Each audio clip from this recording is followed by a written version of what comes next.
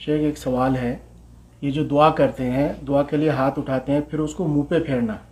تو ہمارے ایک اختلاف ہو رہا ہے، کچھ لوگ بول رہے ہیں یہ بدعت ہے اور کچھ لوگ بول رہے ہیں نہیں پھیرنا چاہیے، تو کیا مسئلہ ہے؟ بسم اللہ الرحمن الرحیم۔ دیکھیے، ہمارا دین اسلام قرآن اور صحیح احادیث کے اندر ہے۔ دین اسلام کی کوئی بھی بات کریں یا عمل کریں تو اس کو دیکھ لینا چاہیے کہ آیا قرآن مجید کے اندر اس کا ذکر آیا ہے، کیا رسول اللہ صلی اللہ علیہ وسلم کے طریقے سے ثابت ہے یا نہیں ہے۔ تو اس مسئلے کو بھی ہم دیکھتے ہیں قرآن اور حدیث کی روشنی میں۔ قرآن اور حدیث کی روشنی میں یہ ہے کہ دعا کرنے کا حکم ہے، دعا کرنے کی فضیلت ہے، دعا کرنے کا طریقہ ہے جو نبی صلی اللہ علیہ وسلم نے بتایا ہے۔ دعا کرنے کے طریقے میں ہاتھ اٹھانے کا طریقہ آتا ہے نبی صلی اللہ علیہ وسلم کا۔ نبی صلی اللہ علیہ وسلم زندگی میں جب کبھی بھی دعا کرتے تو بہت سارے مقامات پہ حدیثوں میں ذکر آتا ہے کہ ہاتھ اٹھاتے اور دعائیں کرتے تھے۔ تو ہاتھ اٹھا کے دعا کرنی چاہیے، لیکن دعا کرنے کے بعد جو لوگ ایسے منہ پھیر لیتے ہیں، منہ پہ پھیر لیتے ہیں، اس کا ذکر حدیثوں میں کہیں نہیں آیا ہے، اس کا ذکر کہیں حدیثوں میں نہیں آیا ہے۔ تو اس لیے جو ثابت ہے نبی صلی اللہ علیہ وسلم کی سنت سے کہ وہ ہاتھ اٹھا کر کے آدمی دعا کرے اور جب دعا ختم ہو جائے تو آدمی ایسے ہاتھ اپنے نیچے گرا دے، اس کو منہ پہ پھیرنے کی ضرورت نہیں ہے، اس لیے کہ یہ نبی صلی اللہ علیہ وسلم سے ثابت نہیں ہے۔ حدیث کے ذخیرے میں کہیں بھی یہ مسئلہ آپ کو نہیں ملے گا کہ دعا ختم کرنے کے بعد ہاتھ پہ منہ پھیرنا چاہیے۔ سمجھ گئے نا، یہ مسئلہ کلیئر ہو گیا۔ اب اگر کوئی پھر بھی پھیرتا ہے اور سمجھتا صحیح ہے، درست ہے، تو بہرکیف یہ دین کے اندر ایک ایسی چیز پیدا کر رہا ہے جس کا ثبوت دین کے اندر نہیں ہے۔ جب آدمی کو معلوم ہو جائے کہ صحیح کیا ہے اس کو عمل کرنا چاہیے، اور جو معلوم ہو جائے غلط ہے اس کو چھوڑ دینا چاہیے۔ تو بہرکیف دعا کے بعد ہاتھ نہیں پھیرنا چاہیے۔ اب یہاں پہ ایک اور چیز وضاحت کر دوں،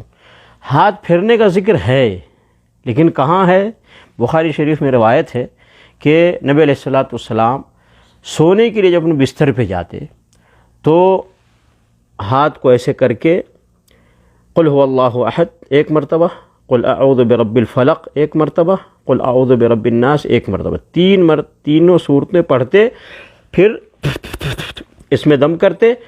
پھر ہاتھوں کو پھیرتے، سر سے شروع کرتے، چہرے پہ پھیرتے، پھر جسم کے اگلے حصے، پھر ہاتھ جہاں تک پہنچتا وہاں تک ہاتھ کو پھیرتے تھے۔ تو اس جگہ پر ہاتھ پھیرنے کا ذکر آیا ہے، چہرے پر بھی، سر پہ بھی، چہرے پہ بھی، اور جسم کے ان تمام حصے پر جہاں تک کہ ہاتھ پہنچ سکتا ہے۔ بخاری شریف میں روایت موجود ہے۔ تو اگر کسی کو ہاتھ پھیرنا ہے تو سونے کے وقت، سونے سے پہلے آدمی یہ پڑھے جیسا کہ میں نے بتایا، اور یہ عمل 3 مرتبہ کرے، ایک مرتبہ پڑھ کے ہاتھ پھونکے، اور پھر اس کے بعد پورے جسم پہ مل لے، سر سے شروع کرے، پھر چہرے سے، پورے جسم میں، پھر دوسری بار پڑھے، پھر تیسری بار پڑھے، اور تینوں مرتبہ ہاتھ میں دم کر کے یا پھونک کر کے پھر اس کے بعد اپنے جسم پہ مل لے۔ تو اس جگہ پر سونے سے پہلے آدمی پڑھ کے دم کر کے چہرے پہ اور منہ پہ اور سر پہ پھیرے، جسم پہ پھیرے۔ یہاں ذکر آتا ہے ہاتھ پھیرنے کا، لیکن عمومی طور سے دعائیں کرتے ہیں لوگ، اور اس وقت جو ہاتھ اٹھا کے دعا کرتے ہیں اور پھر اس کے بعد